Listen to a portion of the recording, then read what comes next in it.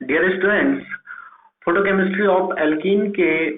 Previous lecture में हमने alkenes के molecular orbital diagram, frontal molecular orbitals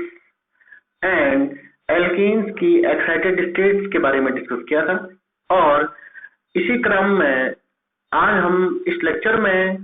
molecules की एक्साइटेड स्टेट के बारे में डिस्कस करेंगे। और जैसे कि हम जानते हैं कि अगर किसी ऑर्गेनिक मॉलिक्यूल को इलेक्ट्रोमैग्नेटिक रेडिएशन से रेडिएट किया जाए तो वो मॉलिक्यूल रिक्वायर्ड फ्रीक्वेंसी या वेवलेंथ की इलेक्ट्रोमैग्नेटिक रेडिएशन को एब्जॉर्ब करके एक्साइटेड हो जाता है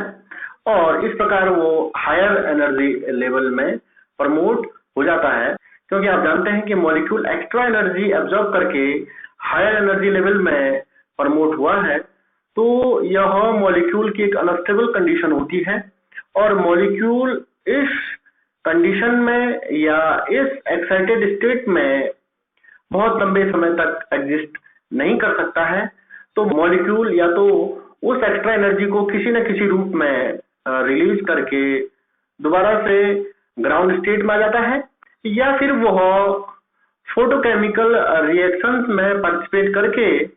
किसी दूसरे मॉलिक्यूल या प्रोडक्ट में कन्वर्ट हो जाता है। तो आइए सबसे पहले हम ये देखते हैं कि किस प्रकार कोई ऑर्गेनिक मॉलिक्यूल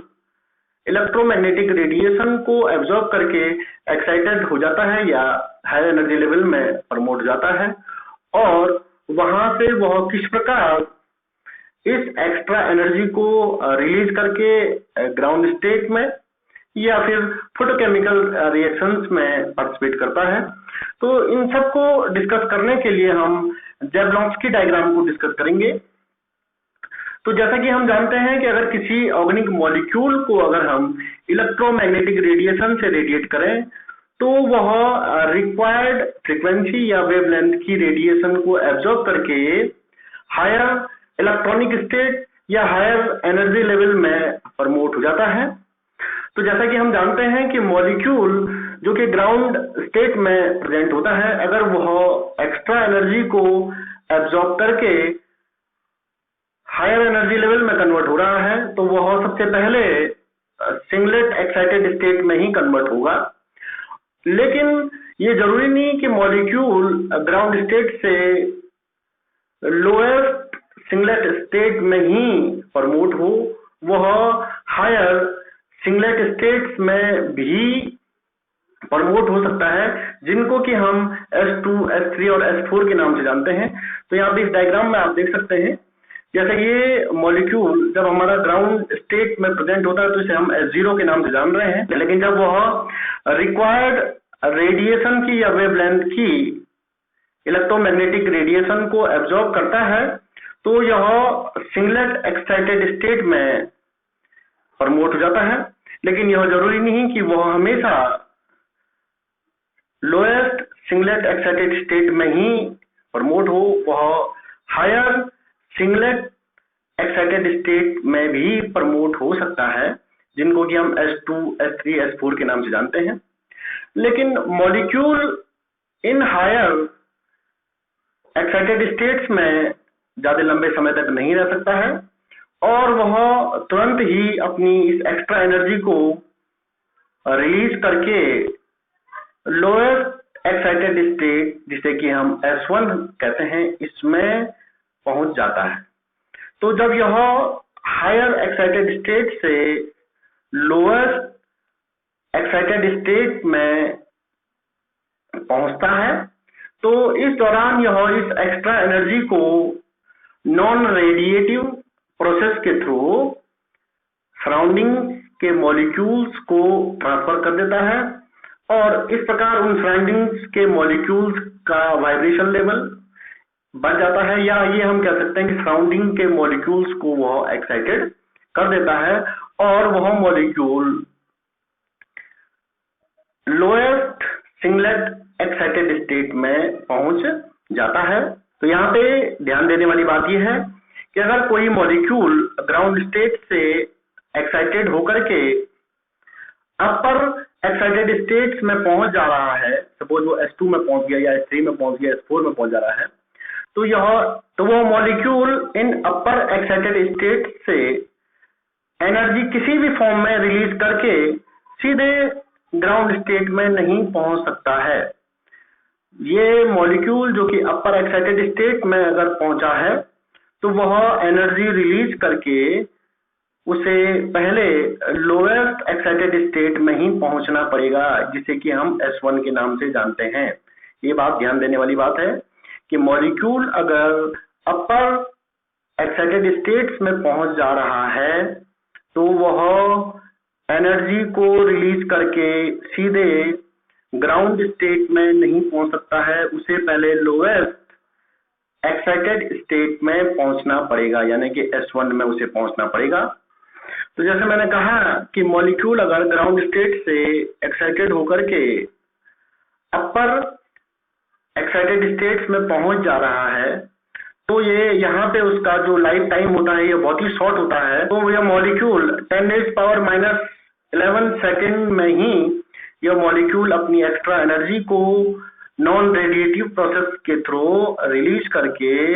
तुरंत ही लोएस्ट एक्साइटेड स्टेट S1 में पहुंच जाता है और इस प्रोसेस को कहा जाता है इंटरनल कन्वर्जन।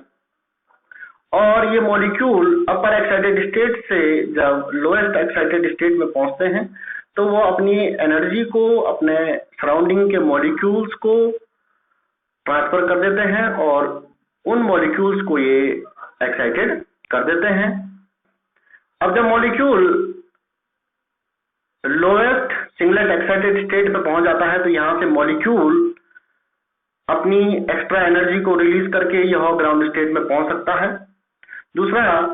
यहाँ पर मॉलिक्यूल फोटोकेमिकल रिएक्शंस में पार्टिसिपेट करके किसी दूसरे मॉलिक्यूल या प्रोडक्ट में कन्वर्ट हो सकता है। और तीसरा, ये मॉलिक्यूल इस सिंगलेट एक्साइटेड स्टेट से इंटर सिस्टम क्रॉसिंग के थ्रू इस ट्रिपलेट एक्साइटेड स्टेट में भी पहुंच सकता है। तो यहाँ पे हमें ये देखना है कि ये एक्साइटेड मॉलिक्यूल इस लोएस्ट एक्साइटेड स्टेट से किस प्रकार ग्राउंड स्टेट में या ट्रिपलेट स्टेट में पहुंचता है। तो यहाँ पे आप देख सकते हैं, ये देखिए, अगर मॉलिक्यूल जो कि सिंगलेट एक्साइटेड स्टेट में प्रेजेंट है, अगर यह अपनी एक्स्ट्रा एनर्जी को फोटोन या लाइट के फॉर्म में रिलीज करे तो इस प्रोसेस को हम कहते हैं फ्लोरेसेंस और इसका लाइफ टाइम होता है 10⁻10 से 10⁻7 सेकेंड। इसी प्रकार अगर मॉलिक्यूल S1 एक्साइटेड स्टेट, जिसे कि हम सिंगलेट एक्साइटेड स्टेट कह रहे हैं, यहाँ से यह एक्स्ट्रा एनर्जी को नॉन रेडिएटिव प्रोसेस के थ्रू अपनी इस एक्स्ट्रा एनर्जी को सराउंडिंग मॉलिक्यूल्स को ट्रांसफर करें और खुद रिलैक्स होकर के ग्राउंड स्टेट में पहुंच जाए, और इस प्रोसेस को हम कहते हैं वाइब्रेशनल रिलैक्सेशन और इसका लाइफ टाइम होता है 10⁻12 to 10⁻10 सेकेंड। इसी प्रकार यह मॉलिक्यूल इस सिंगलेट एक्साइटेड स्टेट से फोटोकेमिकल रिएक्शंस में पार्टिसिपेट करके किसी अदर मॉलिक्यूल या प्रोडक्ट में कन्वर्ट हो सकता है। और इसी प्रकार अगर मॉलिक्यूल हमारा जो कि सिंगलेट एक्साइटेड स्टेट में प्रेजेंट है, यह सीधे एनर्जी रिलीज करके ग्राउंड स्टेट में न पहुंच करके यह इंटर सिस्टम क्रॉसिंग के through corresponding triplet excited state में अगर पहुंच जाता है तो इस प्रकार की प्रोसेस को हम कहते हैं इंटर सिस्टम क्रॉसिंग, और इसका जो लाइफ टाइम होता है 10⁻10 to 10⁻8 सेकेंड। और क्योंकि यहाँ पे आप देख सकते हैं जो सिंगलेट एक्साइटेड स्टेट है इसके कॉरस्पॉन्डिंग ही यहाँ पे ट्रिपलेट एक्साइटेड स्टेट होती है, जिसकी एनर्जी इस सिंगलेट एक्साइटेड स्टेट से कम होती है। इसीलिए यह मॉलिक्यूल यहाँ पे ज्यादा लंबे समय तक एग्जिस्ट कर सकता है, और इसीलिए मॉलिक्यूल्स जो कि ट्रिपलेट एक्साइटेड स्टेट में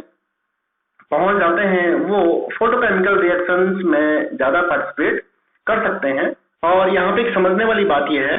प्रत्येक सिंगलेट एक्साइटेड स्टेट के कॉरस्पॉन्डिंग एक ट्रिपलेट एक्साइटेड स्टेट होती है, और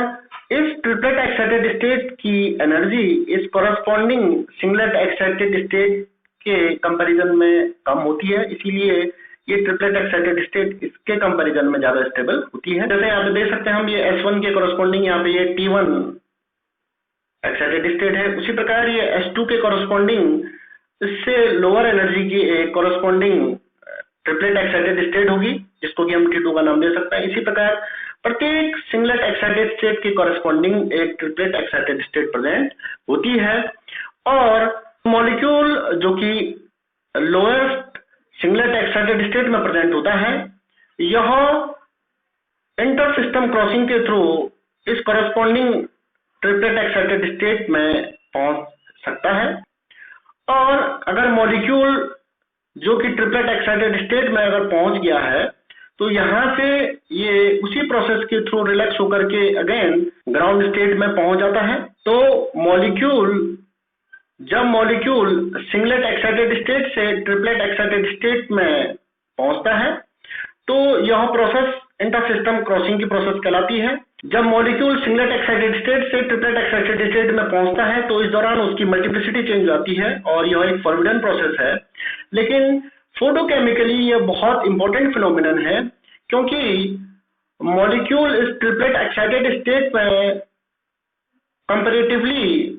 लॉन्गर टाइम तक रह सकता है और इसीलिए यह फोटोकेमिकल प्रोसेस में इजीली पार्टिसिपेट कर सकता है। दूसरा, पर अगर मॉलिक्यूल फोटोकेमिकल प्रोसेस में पार्टिसिपेट नहीं करता है, तो मॉलिक्यूल नॉन रेडिएटिव प्रोसेस या रेडिएटिव प्रोसेस के थ्रू इस एक्स्ट्रा एनर्जी को रिलीज करके पुनः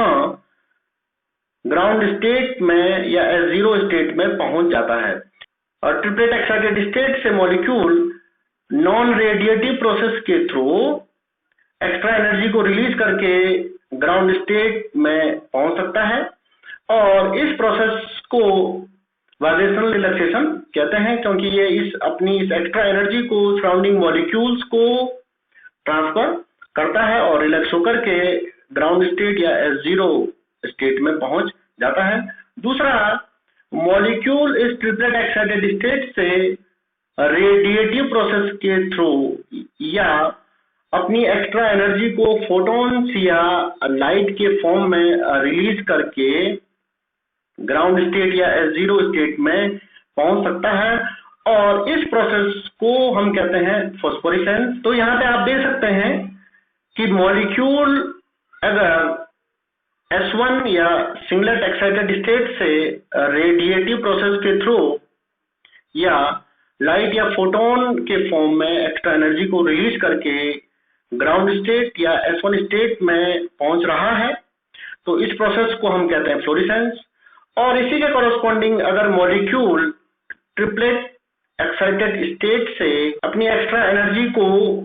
फोटोन या लाइट के फॉर्म में रिलीज करके ग्राउंड स्टेट या S0 स्टेट में पहुंच रहा है,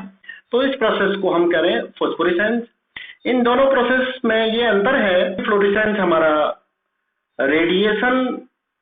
इलेक्ट्रोमैग्नेटिक रेडिएशन के सोर्स को अगर हम बंद कर दें या ऑफ कर दें, तो उसके बाद हमें फ्लोरेसेंस की प्रोसेस नहीं दिखेगी, लेकिन फॉस्फोरेसेंस की प्रोसेस उसके बाद भी हमें दिखती रहती है। इसका कारण यही है कि जो सिंगलेट एक्साइटेड स्टेट है, इसका life time corresponding triplet excited state के कंपैरिजन में कम होता है और इसीलिए मॉलिक्यूल्स यहाँ से रिलैक्स होकर के तुरंत ही ग्राउंड स्टेट में पहुंच जाते हैं, जबकि ट्रिपलेट एक्साइटेड स्टेट में मॉलिक्यूल हमारे प्रेजेंट होते हैं और वो इलेक्ट्रोमैग्नेटिक रेडिएशन के सोर्स को बंद करने के बाद भी वो रेडिएटिव फॉर्म में रिलैक्स होकर के ग्राउंड स्टेट में पहुंचते रहते हैं और वो फोटोन या लाइट हमें फॉस्फोरेसेंस के फॉर्म में दिखती रहती है। तो इसी प्रकार अगर हम देखें कि सारे मॉलिक्यूल जो कि सिंगलेट एक्साइटेड स्टेट में प्रमोट होते हैं या एक्साइटेड होते हैं, सारे के सारे इंटर सिस्टम क्रॉसिंग के थ्रू ट्रिपलेट एक्साइटेड स्टेट में नहीं पहुंच पाते हैं। और इसका कारण यह है, जैसे मैंने आपसे बताया कि हर सिंगलेट एक्साइटेड स्टेट के कॉरस्पॉन्डिंग एक ट्रिपलेट एक्साइटेड स्टेट होती है। तो वही मॉलिक्यूल सिंगलेट एक्साइटेड स्टेट से ट्रिपलेट एक्साइटेड स्टेट में पहुंच पाते हैं। जिन मॉलिक्यूल्स में सिंगलेट एक्साइटेड स्टेट और ट्रिपलेट एक्साइटेड स्टेट के बीच का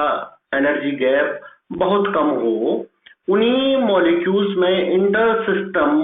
क्रॉसिंग की प्रोसेस हमें दिखती है। तो यहाँ पे आप देख सकते हैं जो एरोमेटिक कीटोन्स हैं या हम बेंजोफिनोन की बात करें या अदर एरोमेटिक कंपाउंड्स हैं, इनमें इंटर सिस्टम क्रॉसिंग की प्रोसेस ज्यादा दिखती है। और अगर हम बेंजोफिनोन की बात करें तो बेंजोफिनोन में इंटर सिस्टम क्रॉसिंग की एफिशिएंसी 100% है, क्योंकि बेंजोफिनोन में सिंगलेट एक्साइटेड स्टेट और ट्रिपलेट एक्साइटेड स्टेट के बीच का जो गैप है वो केवल 5 किलो कैलोरी पर मोल है। तो इसी प्रकार ओलेफिन्स में इंटर सिस्टम क्रॉसिंग की प्रोसेस जनरली नहीं होती है, और उसका कारण यह है कि ओलेफिन्स में सिंगलेट एक्साइटेड स्टेट और ट्रिपलेट एक्साइटेड स्टेट के बीच एनर्जी गैप लगभग 50 to 60 किलो कैलोरी पर मोल होता है, और इस कारण यहाँ पे इंटर सिस्टम क्रॉसिंग की प्रोसेस हमें बहुत कम दिखती है या जनरली नहीं दिखती है। तो यहाँ पे ये देखिए इस डायग्राम में मैंने बेंजोफिनोन में इंटर सिस्टम क्रॉसिंग को शो किया है। तो यहाँ पे आप देख सकते हैं ये इसका ग्राउंड स्टेट है, ये इसका सिंगलेट एक्साइटेड स्टेट है, और ये इसी के कॉरेस्पॉन्डिंग ट्रिपलेट एक्साइटेड स्टेट है। और यहाँ पे आप देख सकते हैं ये ग्राउंड स्टेट और सिंगलेट एक्साइटेड स्टेट के बीच जो एनर्जी गैप है ये है 74 किलो कैलोरी पर मोल। और यहाँ पे आप देख सकते हैं ट्रिपलेट स्टेट और ग्राउंड स्टेट के बीच जो एनर्जी गैप है वो है 69 किलो कैलोरी पर मोल। तो आप ये देख सकते हैं ये सिंगलेट एक्साइटेड स्टेट और इसके कॉरेस्पॉन्डिंग ये ट्रिपलेट एक्साइटेड स्टेट है, तो इनके बीच जो एनर्जी गैप है ये केवल 5 किलो कैलोरी पर मोल है। और इसीलिए जो मॉलिक्यूल हमारे सिंगलेट एक्साइटेड स्टेट में होते हैं ये आसानी से इंटर सिस्टम क्रॉसिंग के थ्रू ट्रिपलेट एक्साइटेड स्टेट में पहुंच जाते हैं। और इसी के कॉरेस्पॉन्डिंग अगर हम ओलेफिन्स में इंटर सिस्टम क्रॉसिंग को देखें, यहाँ पे मैंने ये ब्यूटाडाइन में इंटर सिस्टम क्रॉसिंग को शो किया है। तो यहाँ पे आप देख सकते हैं ये ग्राउंड स्टेट और फर्स्ट सिंगलेट एक्साइटेड स्टेट के बीच जो एनर्जी गैप है ये है 120 किलो कैलोरी पर मोल, और ट्रिपलेट एक्साइटेड स्टेट और ग्राउंड स्टेट के बीच जो एनर्जी गैप है ये है 60 किलो कैलोरी पर मोल। तो यहाँ पे आप देख सकते हैं ये फर्स्ट सिंगलेट एक्साइटेड स्टेट और इसके कॉरेस्पॉन्डिंग ये ट्रिपलेट एक्साइटेड स्टेट है, इनके बीच जो एनर्जी गैप है ये लगभग 60 किलो कैलोरी पर मोल है। और इसीलिए ब्यूटाडाइन के मॉलिक्यूल्स जो कि इलेक्ट्रोमैग्नेटिक रेडिएशन के द्वारा अगर रेडिएट किए जाएं तो ये सिंगलेट एक्साइटेड स्टेट में पहुंचने के बाद इंटर सिस्टम क्रॉसिंग के थ्रू ट्रिपलेट एक्साइटेड स्टेट में नहीं पहुंचते हैं, या हम ये कह सकते हैं कि बहुत कम टेंडेंसी इंटर सिस्टम क्रॉसिंग की इस मॉलिक्यूल में होती है।